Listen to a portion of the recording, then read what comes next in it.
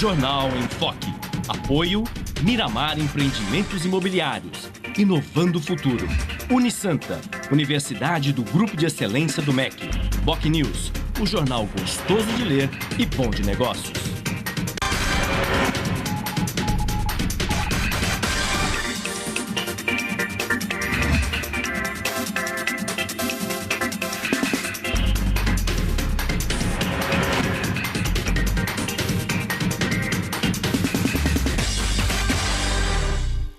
Olá, bom dia. Começa agora pela Santa Cecília TV, mais uma edição do Jornal em Foque.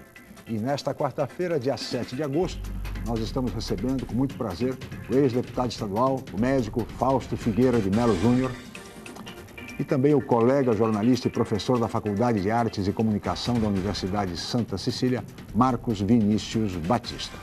Vamos conhecer agora as manchetes de hoje dos jornais e sites com a colega jornalista Paula Paparelli. Bom dia, Paula. Bom dia, Chico. Bom dia a todos. O jornal A Tribuna traz a manchete: Santos lançará um pacote de serviços para microempresas. Na Folha de São Paulo, cesta básica cai no país pela primeira vez desde 2007. No Estadão, Tribunal Superior Eleitoral repassa cadastro de milhões de eleitores à Serasa. No Santa Portal, servidores devem se inscrever para a Bolsa em Pós até quarta-feira, dia 7. No site do Boc News, Santos vai implantar Estatuto Municipal do Empreendedor. No site do G1 Santos e Região, número de roubos de veículos aumenta 40% na região. E no portal da UOL, Dirceu volta a pedir ao Supremo redução de sua pena no mensalão. Chico.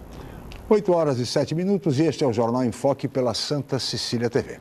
Muito bem, e no programa de hoje nós vamos falar de política nacional, vamos falar de reforma política sugerida pela presidente Dilma Rousseff, das eleições gerais do ano que vem e também dos índices de popularidade da presidente que andam em queda. Razão, inclusive, para que setores insatisfeitos com o governo da presidente comecem um movimento no sentido da volta do ex-presidente Luiz Inácio Lula da Silva, o Volta Lula, para que ele seja o candidato do PT nas eleições na sucessão presidencial do ano que vem. Vamos falar também de sucessão estadual, um dos objetivos do PT, que é o partido do nosso convidado de hoje, o ex-deputado Fausto Figueira de Melo Júnior, um dos objetivos do partido que é conquistar o Palácio dos Bandeirantes após 20 anos de governos tucanos. Mas vamos falar também de saúde pública e do programa Mais Médicos lançado pelo governo federal e que tem gerado tanta polêmica em todo o país junto aos profissionais do setor. Mas tudo isso vocês acompanham daqui a pouco, porque agora a Paula Paparelli vai nos trazer todas as informações sobre a previsão do tempo e o movimento de estradas e balsas. Paula. O tempo para esta quarta-feira, a previsão do tempo é de sol com algumas nuvens. Mas, de acordo com o clima-tempo, não chove. A temperatura varia entre 15 e 22 graus no Guarujá e a Tábua das Marés. As ondas não passam de meio metro nas praias da região. Vamos agora às informações das estradas. O tráfego flui com normalidade no sistema Anchieta Imigrantes. Segundo a Ecovias, está em vigor a Operação 5x5, com as pistas norte da Anchieta Imigrantes para quem vai sentido São Paulo. E as pistas sul da Anchieta e Imigrantes são utilizadas para quem vem sentido litoral. As rodovias Padre Manuel da Nóbrega e Cônego Domênico Rangoni têm tráfego normal até o momento. E as balsas? A travessia entre Santos e Guarujá opera com 7 embarcações. O tempo de espera é de 10 minutos em ambos os lados. Guarujá e Bertioga opera com uma embarcação com 20 minutos de espera. E você pode participar do programa pelas redes sociais. Envie sua pergunta pelo Facebook e Twitter através do Enfoque Jornal ou ainda por e-mail je@enfoquecom.com.br. Lembrando que você pode assistir o jornal ao vivo através do site Santa Portal ou acesse o nosso canal youtube.com/enfoquejornal. Chico. Participe, questione os nossos convidados de hoje. São 8 horas e 9 minutos, este é o Jornal em Foque. Nós vamos agora para um rápido intervalo, voltaremos em seguida.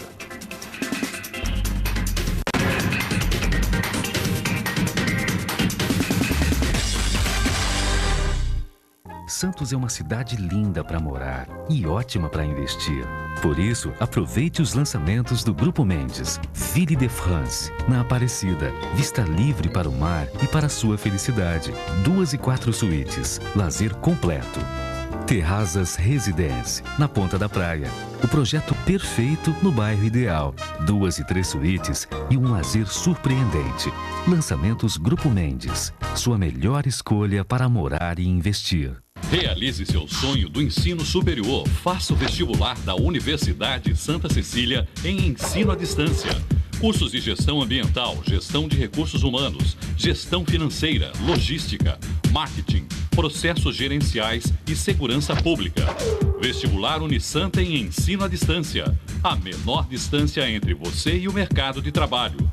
Informações 3202-7101. Inscreva-se já. www.unisanta.br. O Jornal Boc News está mais perto de você. O semanário que tem na credibilidade a sua marca registrada está disponível em todas as bancas da Baixada Santista. É isso mesmo. Nas 9 cidades da região, você encontra opinião com credibilidade e informação de qualidade sempre aos finais de semana. E o melhor, pelo valor de apenas uma moeda. Peça o Boc News ao seu jornaleiro. Jornal Boc News, gostoso de ler e bom de negócios. Academia Unisanta. Bem-estar, saúde e qualidade de vida. Mais de 80 aparelhos de última geração. Profissionais qualificados para orientar as atividades de modo personalizado. Ambiente agradável com muito conforto para todas as idades. Musculação é na Unisanta. Academia Unisanta. Dê uma força para a sua saúde. Informações 3202-7126.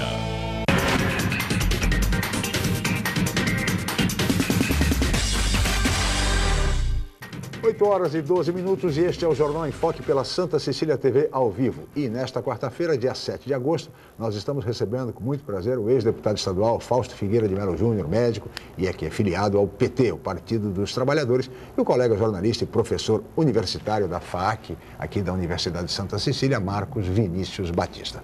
Eu gostaria de começar essa entrevista, doutor Fausto, falando exatamente de política de sucessão presidencial das eleições gerais do ano que vem. Uma última pesquisa do IBOP, publicada pelo jornal Estado de São Paulo, revela que se o ex-presidente Lula fosse candidato, ele partiria de 41% das intenções de voto, enquanto que a presidente Dilma, se fosse a candidata do PT, teria 30%. Os demais, mais ou menos naquela situação que já é do conhecimento geral. Marina Silva, ex-senadora pela Rede Sustentabilidade, com 20%, Aécio Neves, pelo PSDB, com 15% das intenções de voto, e Eduardo Campos, governador de Pernambuco, pelo PSB, com 7%. O senhor, doutor Fausto, acredita no Volta Lula?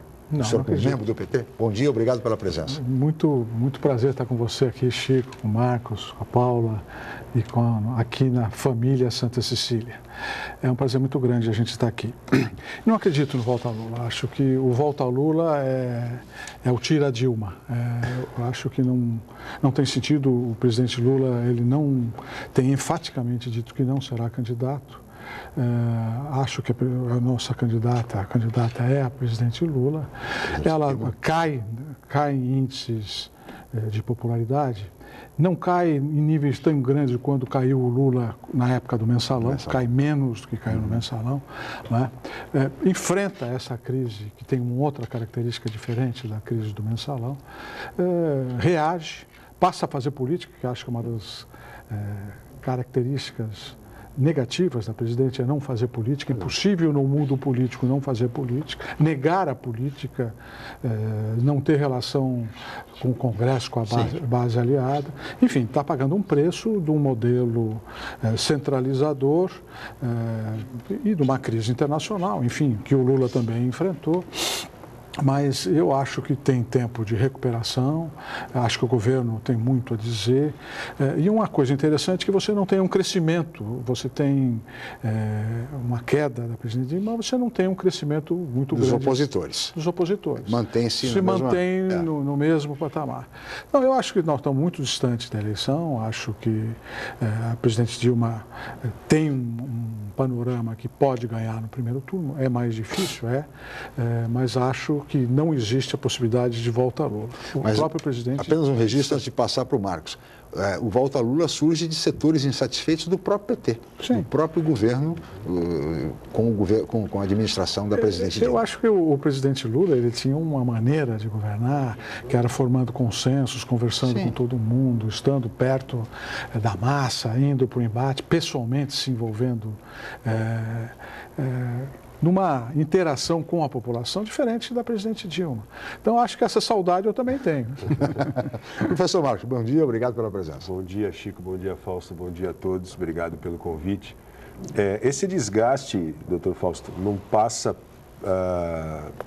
também por não só pelo fogo amigo, quer dizer, a base aliada também muitas vezes jogando contra a presidente Dilma, e não passa também por um modelo economicista, porque o que ela vem enfrentando de questionamentos que acabou gerando essa queda de popularidade tem a ver com uma falta de diálogo com movimentos sociais, por exemplo, uma falta de diálogo com a base aliada. A ideia do plebiscito, agora recentemente, a discussão da reforma política, ela, de alguma maneira, tentou impor a fórceps aos partidos que estavam com ela. Né? O IBOP publica uma pesquisa, que está hoje nos jornais, onde 90% das pessoas querem reformas políticas para valer já para a próxima eleição. Então, vai ao encontro das manifestações. Eu acho que o problema, e eu acho que você coloca muito bem, é um distanciamento dela dos movimentos sociais, né? E que, na hora que a água bate na bunda, né, começa agora a conversar, porque, a rigor, esse discurso tecnicista de negação da política, quer dizer, é uma coisa que surgiu nas manifestações, grave. Não é possível você ter democracia sem partidos políticos e partidos políticos fortes. A negação de partidos políticos é um convite à ditadura, ao fascismo. Essa história nós conhecemos, né? Então, essa coisa, por exemplo, de que você tem que governar com técnicos, que é um discurso da presidente Dilma, é a negação da política. De algum jeito reforça essa ideia, não, a Dilma está enfrentando os partidos políticos. Quando, a rigor, ela tem que governar com os partidos políticos na coalizão que ela conseguiu. Claro. Governar com a coalizão não significa fazer concessões espúrias, né? Não toma lá da cá. Mas a composição política é a essência da democracia. O Partido Liberal, em Israel, quando ganha a eleição e não tem maioria, se compõe com o Partido Trabalhista, que acabou de perder a eleição, e compõe um governo. A Itália está vivendo um governo de composição, a Inglaterra, todos os países, todas as democracias têm composição política. Então, não é uma exclusividade do Brasil essa coisa de composição política, inclusive com adversários, né? Você faz uma composição política para ter maioria parlamentar para poder governar. Mas, doutor Fausto, é difícil um país com 30 e tantos partidos políticos, que muitos, na verdade, funcionam como legendas de aluguel. E não passa também, Chico, doutor Fausto, pela leitura que o eleitor faz da política, que é uma leitura personalista, ou seja, ele, consciente ou inconscientemente, percebe essa grande quantidade de partidos e faz uma leitura personalista. E aí, quando ele vê Sarney, o Maluf com o Haddad na eleição, certos ícones, né, dinossauros da política, se atrelando ao PT por conta das alianças eleitorais, né, isso não gera um certo desconforto depois para justificar pelo olhar personalista? Claro.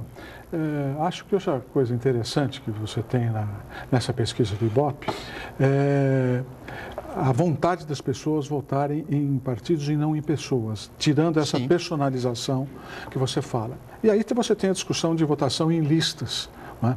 Que é uma das ideias que você tem na reforma política.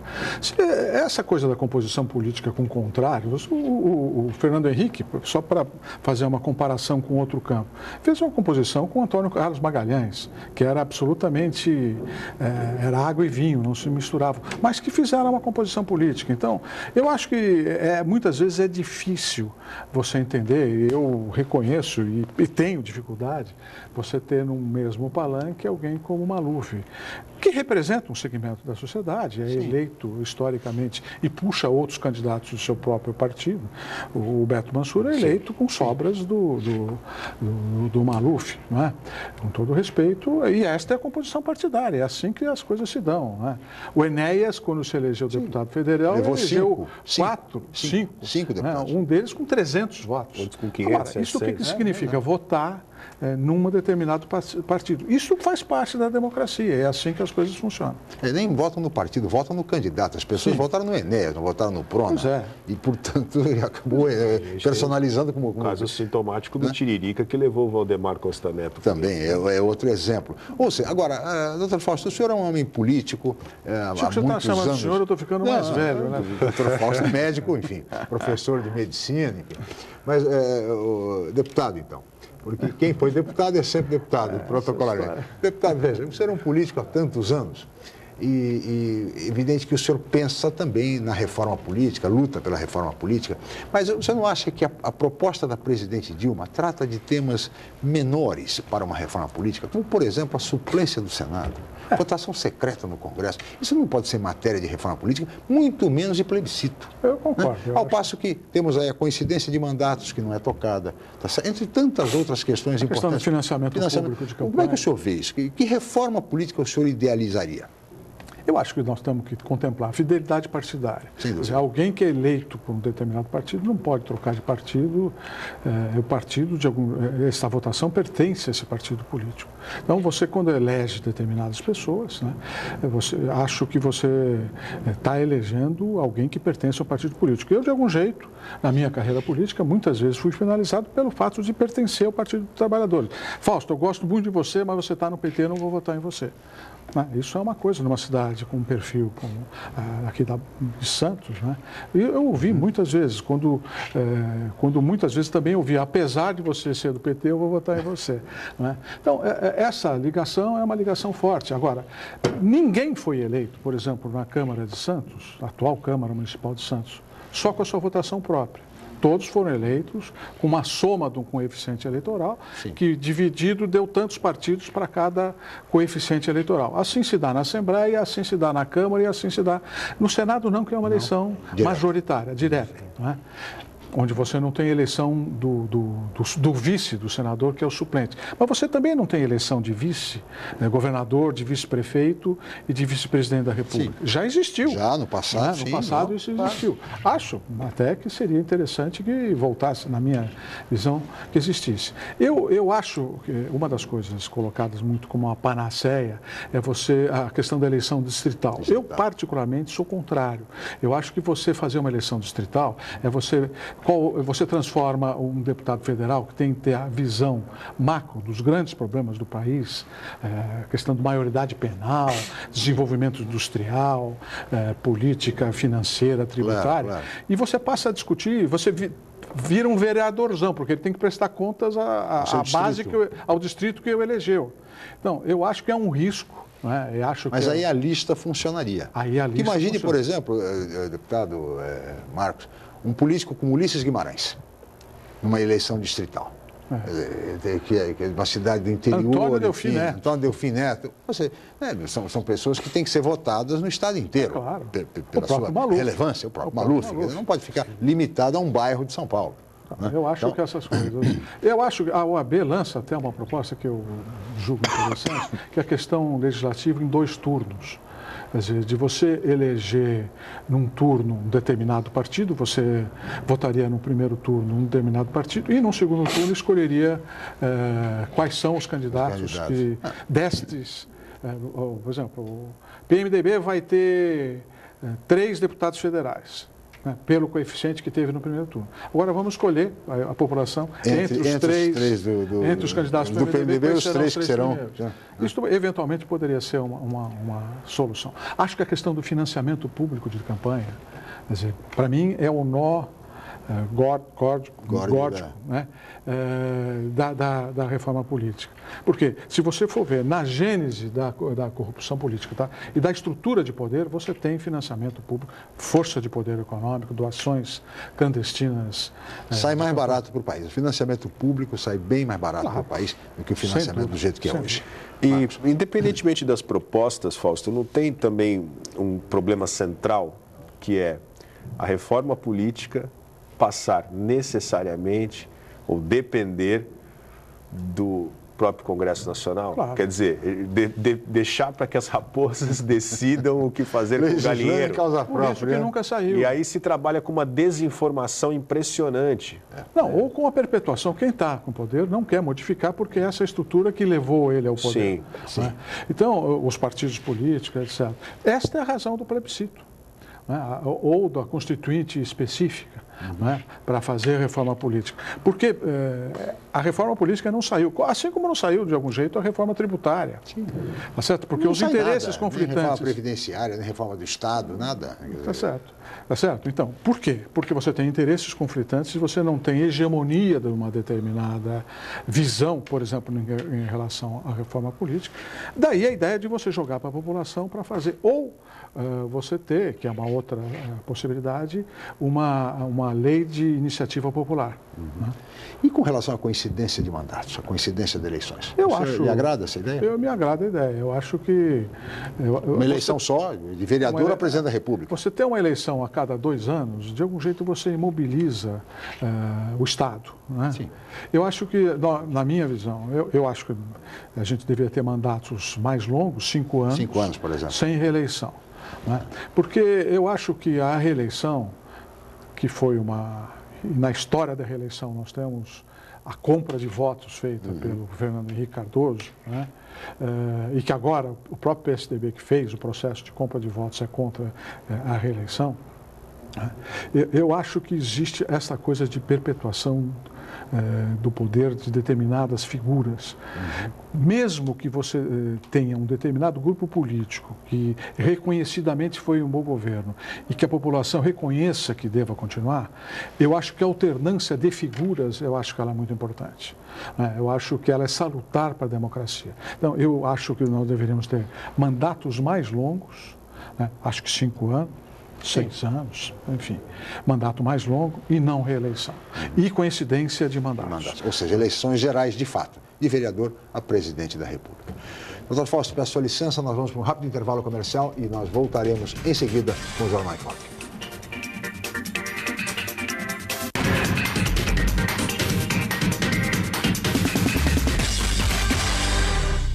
Viver em Santos é uma ótima oportunidade. Investir é melhor ainda. Por isso, aproveite os empreendimentos prontos Grupo Mendes. Stella Magna, na Ponta da Praia. 3 suítes ou 3 dormitórios com uma suíte. Com lazer completo. Prime Plaza Residence. 4 suítes. Lazer e sofisticação únicos no Gonzaga. Vistamar Premium Offices. O empreendimento corporativo do futuro para você fazer sucesso agora. Grupo Mendes. Seu melhor investimento está aqui. No Santa, você conquista muito mais do que conhecimento. Aprende a explorar os diversos caminhos da vida e já começa a vivenciar o ambiente universitário. Aqui, além da formação, você ganha amigos e lembranças que irão acompanhar você para sempre, junto com todo o conhecimento adquirido nos melhores anos de sua vida. Colégio Santa Cecília, há 50 anos, formando e educando gerações. Você procura informação com credibilidade? Aos finais de semana, você fica bem informado ao ler o jornal Boc News, semanário distribuído em residências, estabelecimentos e shoppings de Santos. E nas bancas de todo o litoral, pelo valor de apenas uma moeda. Além disso, durante a semana, você pode acompanhar as principais notícias da região no site bocnews.com e nas redes sociais, como o Facebook. Agora você fica sempre bem informado. Jornal Boc News. Gostoso de ler e bom de negócios. Bálsamo Sucupira. Alívio imediato de dores de coluna, musculares, artrite e contusões. Bálsamo Sucupira. Em todas as farmácias Poupa Farma.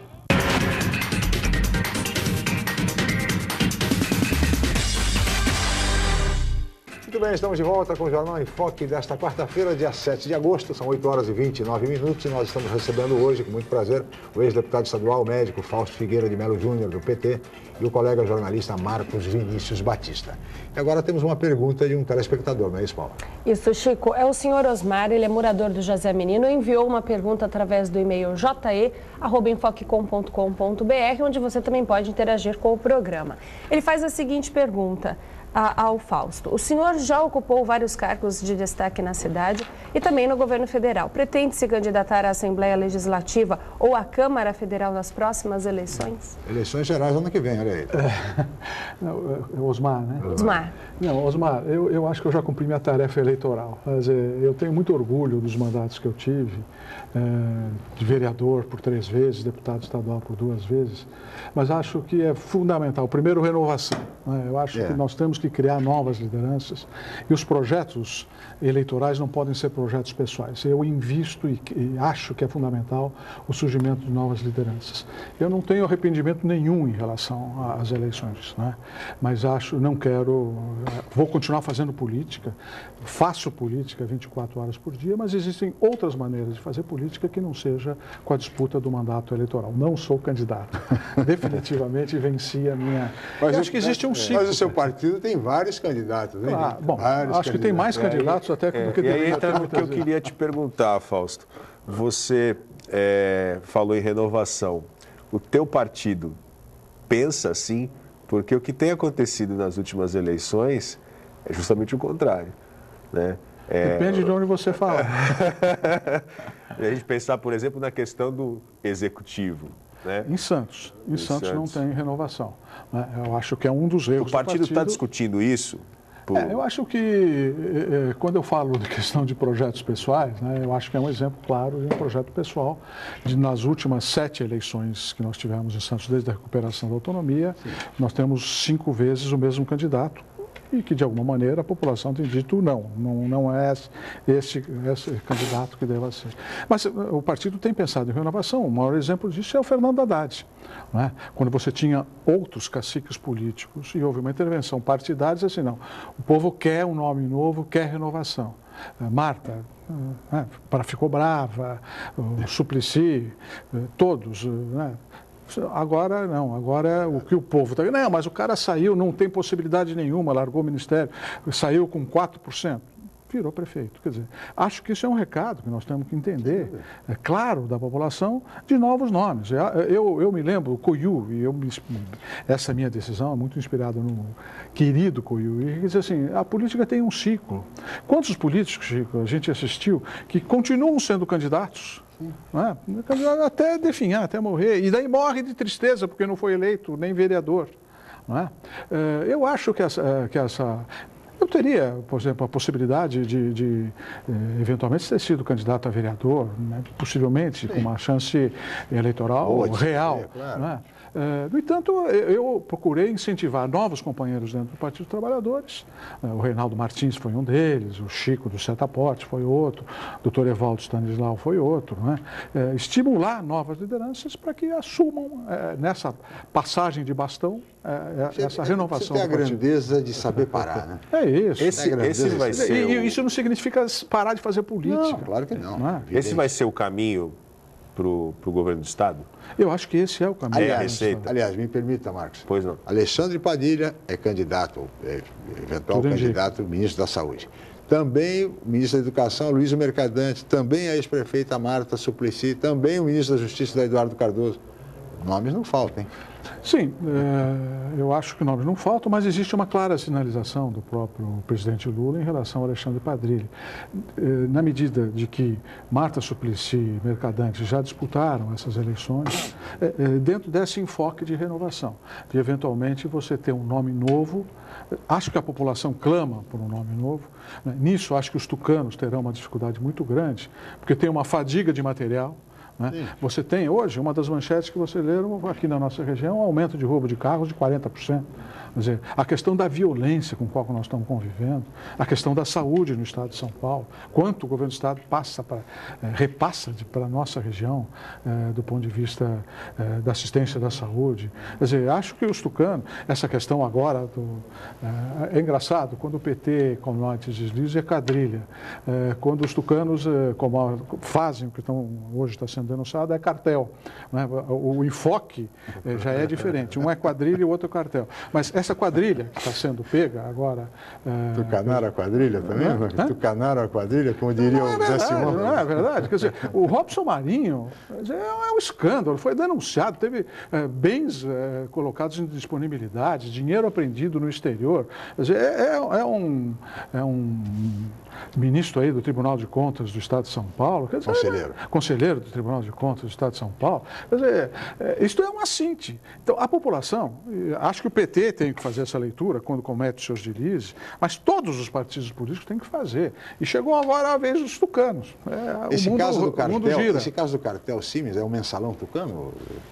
Não, eu acho que o mensalão tucano é aquele já denunciado, né, e que que envolve o Serra, a filha do Serra, daquele jornalista Sim. Que publicou um livro, etc. Esse é o mensalão.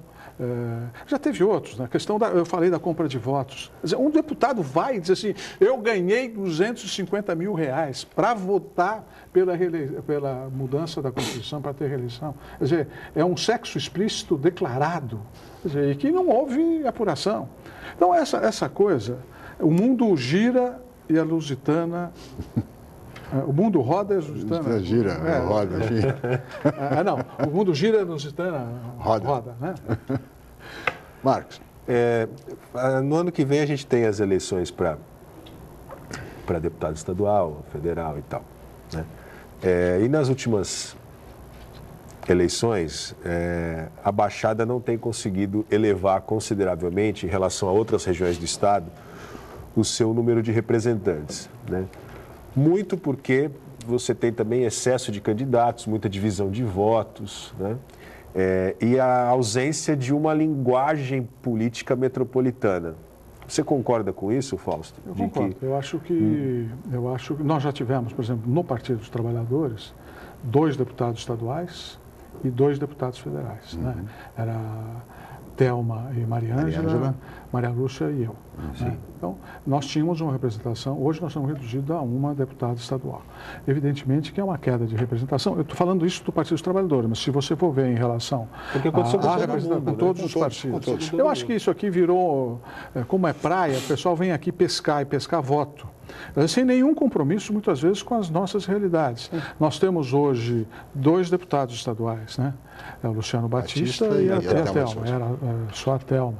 Tinha o Paulinho Barbosa, o Bruno Covas, que de algum jeito tem uma base eleitoral aqui, mas que tem uma votação hoje do estado inteiro, né? Não é um deputado só da região, mas nós perdemos representatividade, efetivamente perdemos. E essa questão metropolitana que você tocou, eu acho que é uma das coisas, dizer, o problema das nossas cidades, da Baixada Santista, não existe problema de uma cidade só. Na área de transporte, de segurança, de saúde, mobilidade, aquilo lixo, não é? Não existe solução, qualquer dessas soluções passa por uma solução metropolitana. Eu, enquanto deputado, tive a oportunidade de fazer um projeto de lei que não prosperou, que era de mudar o caráter da AGEM. Quer dizer, não adianta você formular políticas públicas para uma região e não ter poder para implementar a política pública. Nós temos 2 cidades da nossa região que pegam seu lixo urbano e mandam para Mauá. Exato. Quer dizer, qual é o custo disso? E a gente, se você for ver, que virou uma academia, né, ela tem propostas para destinação de lixo urbano na nossa região. No entanto, não consegue implementar essas políticas públicas. Nenhuma política pública. E vão virando lendas urbanas. Né, lendas urbanas. Agora, saúde. Você só resolve um problema de saúde, só planeja problema de saúde, se for de uma maneira metropolitana. Quero dar um exemplo. Dengue. Quer dizer, não adianta uma cidade combater bem dengue. As cidades estão unidas umas às outras. Sim. O mosquito não sabe qual é a divisa. Claro. Nós não sabemos muitas vezes qual a divisa de Santos São Vicente. Quer dizer, então nós não vamos. O mosquito não sabe. Ou você combate, né, e tem atitudes metropolitanas para resolver esses problemas, ou então os problemas serão resolvidos. Até porque, deputado, problemas comuns exigem soluções comuns. Claro. E a nossa região é uma região metropolitana e exige soluções comuns. Aliás, me permita aqui uma observação. O nosso telespectador, o Uriel Vilas Boas, colega, jornalista, manda aqui um abraço a todos. E ele faz uma pergunta, deputado, a respeito de metropolização, a respeito de planejamento, desse tema que você estava tocando agora, com relação ao Porto. Ele diz, deputado, o Porto é um patrimônio da região. Na sua opinião, é possível uma ação metropolitana para superar os problemas atuais? Quando ele fala de problemas, ele fala do problema de congestionamento. O problema do Porto Santos, e eu estou hoje assessorando o presidente da Codesp, e acho que a Codesp é a coisa mais importante que nós temos na região, 70% da economia da cidade de Santos está relacionada ao Porto, diretamente à Codesp ou às empresas de navegação, de operação portuária. Então, o Porto é a coisa mais importante da nossa região. Quais são os problemas que nós temos hoje no Porto de Santos? O problema do Porto de Santos é acesso. Uriel, quando você tem a vinda para Santos, para o Porto de Santos, de 3,5 milhões de carretas por ano, 3,5 milhões de carretas. Por onde é que descem essas carretas? Pela Via Anchieta, que é uma estrada construída em 1945, tá certo? É por aí que desce essa movimentação de carga do Porto de Santos. Quer dizer, os tucanos, eles conseguiram construir uma segunda pista de imigrantes que não passa ônibus e não passa caminhão. Tá certo? Então, o acesso, quais são os gargalos que nós temos e que causam esse congestionamento? É o trevo de Cubatão. Está sendo resolvido agora. Há 20 anos, as indústrias do Parque Industrial de Cubatão clamam por esse trevo. A entrada da cidade de Santos. Agora parece que não saiu do papel, mas entrou no papel. Agora parece que vai ter um projeto, enfim. É a duplicação da Domênico Rongoni. É o trevo da Rio Santos. E a questão do túnel. Veja como isso tem sido tratado como uma irresponsabilidade total, se criando factóides. O Serra veio aqui e inaugurou uma maquete, de uma ponte com 50 metros que ia bloquear o porto. Quer dizer, mas, deputado, mesmo essa ligação proposta agora, pela Dersa, enfim, ligando Outeirinhos até Vicente Carvalho, passando pela cidade. Claro. Imagina a Rodrigues Alves ali, onde está a sede da Codesp. Agora mudou, agora já é Canal 4. Canal 4, pior ainda, porque caminhões, milhares de caminhões trafegando ali. Mas não é um somatório de dois velhos problemas? Quer dizer, a política de governo e não política pública, porque aí você bate na questão do planejamento, ou seja, todo mundo sabe, não precisa ser um grande especialista para perceber que esses congestionamentos aconteceriam cedo ou tarde, e também passa por uma questão nossa aqui. Os prefeitos não dialogam. Isso está em todas as instâncias o problema. No caso da instância municipal, os prefeitos não dialogam. Aí a prefeita de Cubatão toma uma decisão e todo mundo cai em cima dela. Ela chamou a atenção para um problema correto. O Cubatão está pagando um ônus e fica sitiada por um problema que não é dela. As pessoas não conseguem ir na escola, não conseguem... Se tiver um acidente no parque industrial, não chega um bombeiro. Certo? Então, chamar atenção para esse tipo... E de quem é a responsabilidade de resolver esse problema dos acessos? É do governo do Estado. É do governo do Estado. Existe já licença ambiental, não sei se você sabe, Marcos, licença ambiental para fazer a terceira pista de imigrantes. Se o governo do Estado der uma ordem para a Ecovias, ela começa a construir amanhã a terceira pista de imigrantes, onde possa descer caminhão. Quer dizer, não é possível, Chico, você ter para carga ferroviária, veja a barbaridade, para descer carga ferroviária, passa pela Estação da Luz, no intervalo de trem de passageiros. Em 2015, o movimento de trem de passageiros não vai permitir mais a passagem de trem de carga. Hoje, 24% da carga do Porto de Santos já é rodoviária. Tinha que ser 70%. Ferroviária. Porque é grão. Inverter. É granel sólido, quer dizer, isso tudo podia estar vindo de trem. Doutor Fausto, peço sua licença, vamos para mais um rápido intervalo, voltaremos em seguida com o Jornal em Foque.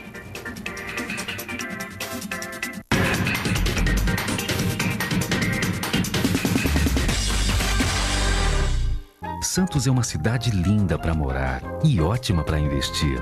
Por isso, aproveite os lançamentos do Grupo Mendes, Ville de France, na Aparecida. Vista livre para o mar e para a sua felicidade. 2 e 4 suítes, lazer completo. Terrazas Residence, na Ponta da Praia. O projeto perfeito no bairro ideal. 2 e 3 suítes e um lazer surpreendente. Lançamentos Grupo Mendes. Sua melhor escolha para morar e investir. Hoje, o mercado de trabalho exige cada vez mais qualificação. Faça pós-graduação na Universidade Santa Cecília. Especialização, MBA, aperfeiçoamento e extensão em diversas áreas. Cursos inéditos, presenciais e à distância, reconhecidos pelo MEC e com professores altamente capacitados. Aproveite descontos especiais e financiamento em até 36 meses. Pós-graduação Universidade Santa Cecília, levando você ao sucesso profissional. O Jornal BOC News está mais perto de você. O semanário que tem na credibilidade a sua marca registrada está disponível em todas as bancas da Baixada Santista. É isso mesmo. Nas 9 cidades da região, você encontra opinião com credibilidade e informação de qualidade sempre aos finais de semana. E o melhor, pelo valor de apenas uma moeda. Peça o BOC News ao seu jornaleiro. Jornal BOC News, gostoso de ler e bom de negócios. Atenção universitários, faça já sua transferência para a Universidade Santa Cecília, Unisanta. São 30 cursos superiores tradicionais e de curta duração nas áreas de exatas, humanas, biológicas e saúde. Aproveite para ter acesso ao melhor ensino com 25% de desconto na primeira mensalidade. Faça parte da geração Unisanta e tenha orgulho de dizer: eu sou do Santa. Informações 3202-7101 ou www.unisanta.br.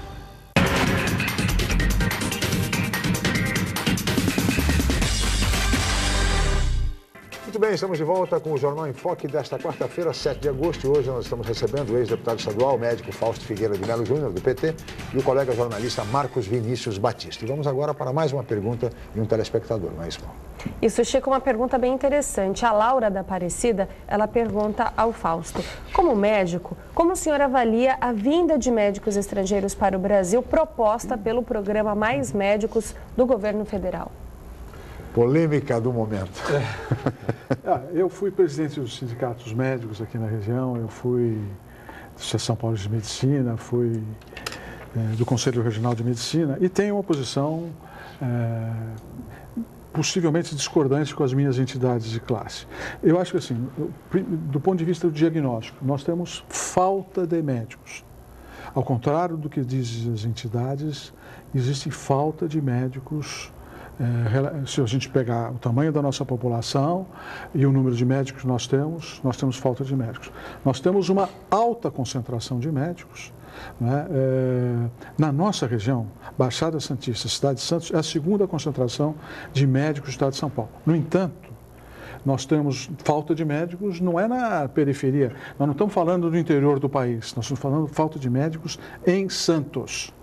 O gestor público, então, essa questão de que nós precisamos ter equipamento, temos que ter, é uma falácia, porque existem especialidades que nós não temos aqui na cidade de Santos. Agora, no PS Central. No PS Central. Agora, veja, se inscreveram as cidades da Baixada com 120 médicos, 119 médicos se inscreveram. Só 6, né? Só 6 é que foram classificados. Então, vão faltar 113 médicos que os gestores da nossa região estão dizendo: eu preciso já de 113 médicos.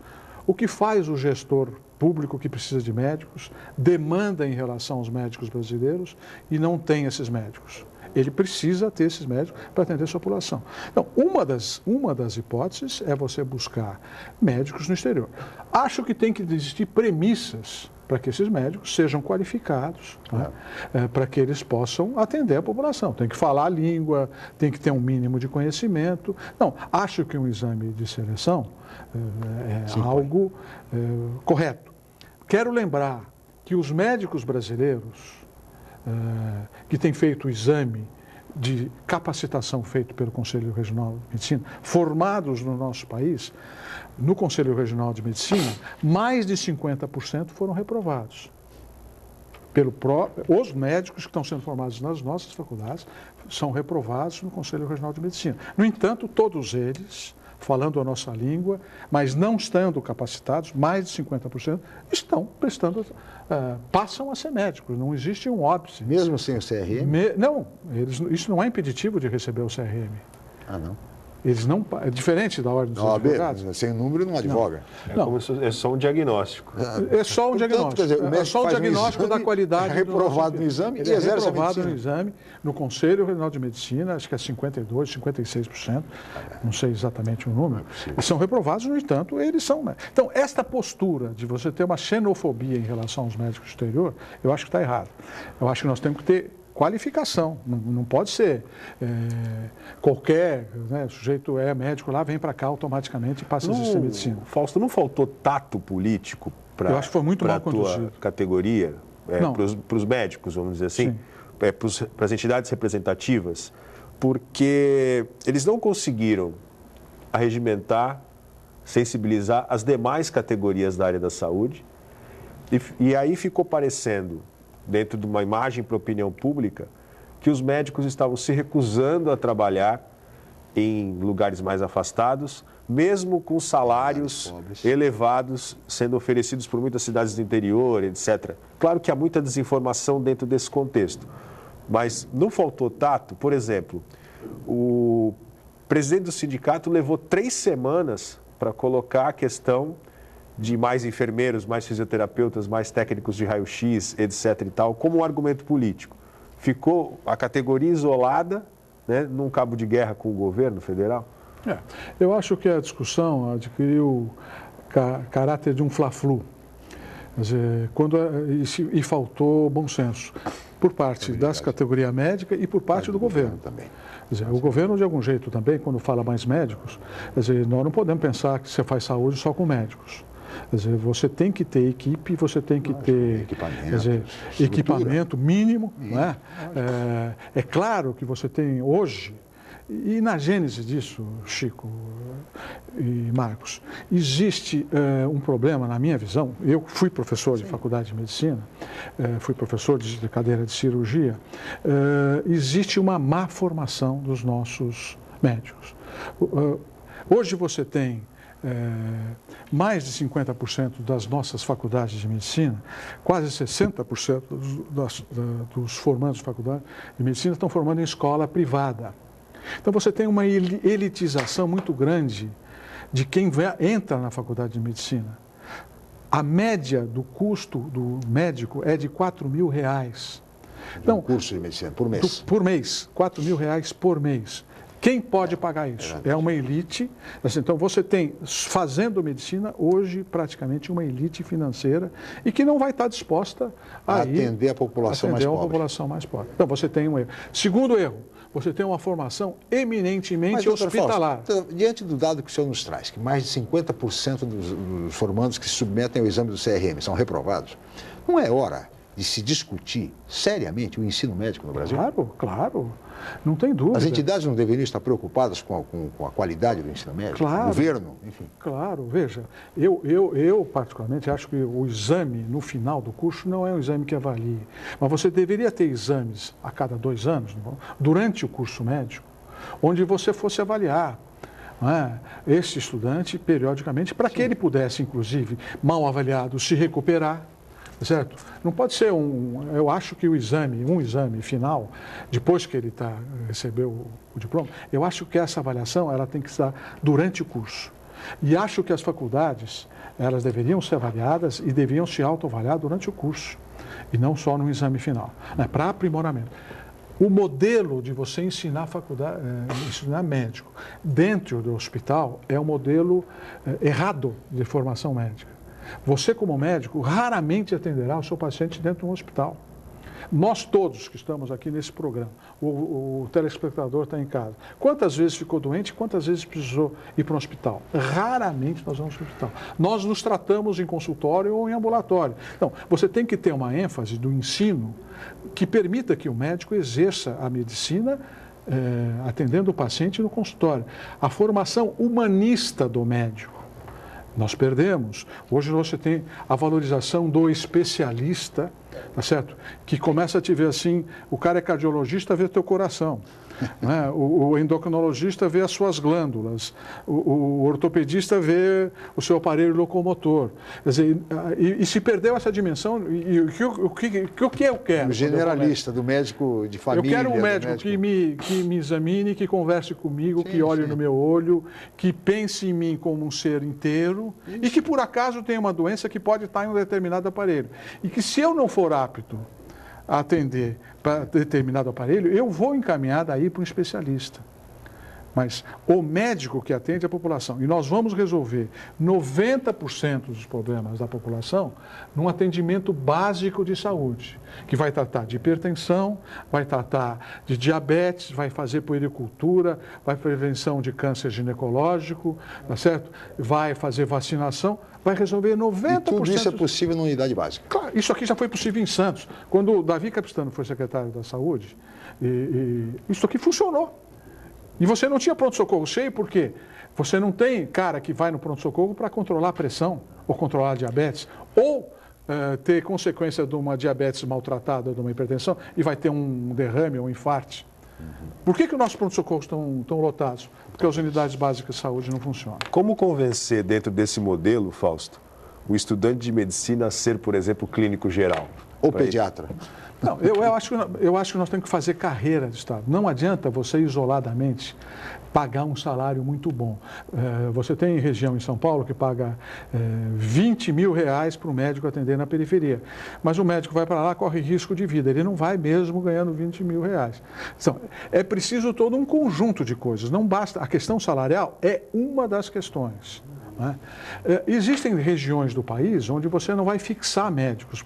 São condições tão inóspitas que você não vai fixar. Mas você tem que, o Estado, como instituição, ele tem que prover a região de médicos, que eventualmente se façam em rodízio. Como nas Forças Armadas? Né? O governo chegou até a ser acusado, o governo federal, de trabalhar, a partir dos protestos, né, uma política de desistência, ou seja, apresentar uma ideia e depois recolher. E uma delas foi justamente a ideia de você aumentar em 2 anos a formação do médico. Gerou uma gritaria grande e tal. E o governo voltou para trás. E voltou atrás. Mostrando que era uma improvisação. O Adib Jatene disse que a formação de 6 anos, né, hoje é absolutamente defasada pela quantidade de informações, pelo conhecimento que o médico precisa ter. Como é que se resolve isso? Eu acho que resolve isso fazendo residência médica, dando oportunidade para todo médico de fazer a residência médica. Hoje nós temos menos vagas de residência médica do que os formados em medicina.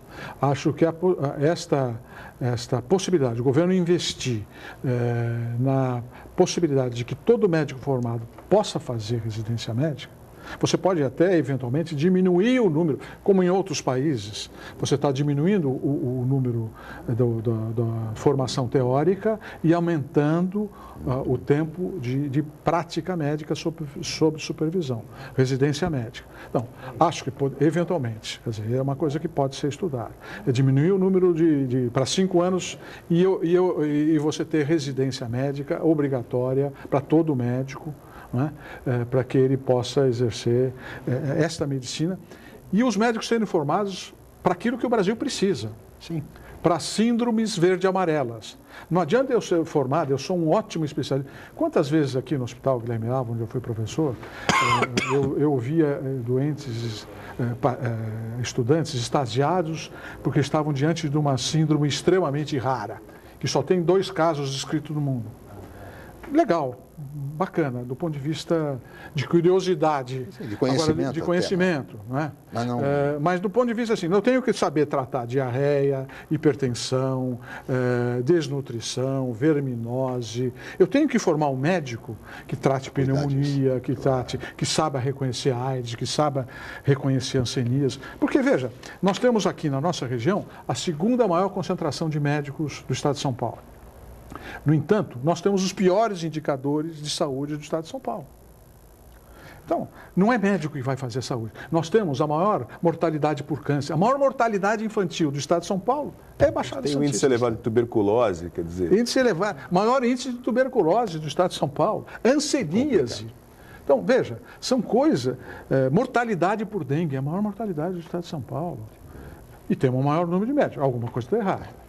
Não tenha dúvida. Doutor Fausto, nós teríamos muito mais a conversar, especialmente sobre saúde, mas somos limitados pelo tempo e vou chamá-lo, vamos convidá-lo outras vezes para nós conversarmos sobre saúde, sobre política, enfim. Muito obrigado, doutor Fausto, pela sua presença. Eu tenho um prazer muito grande, queria agradecer a vocês o nível desse programa e agradecer a TV Santa Cecília. Muito obrigado. Muito obrigado, Marcos, mais uma vez. Obrigado mais uma vez, Paula. E obrigado a você, telespectador, pela atenção, pela audiência, pelo carinho. Amanhã estaremos de volta, 8 horas da manhã, em mais uma edição do Jornal em Foque. Muito obrigado e até lá.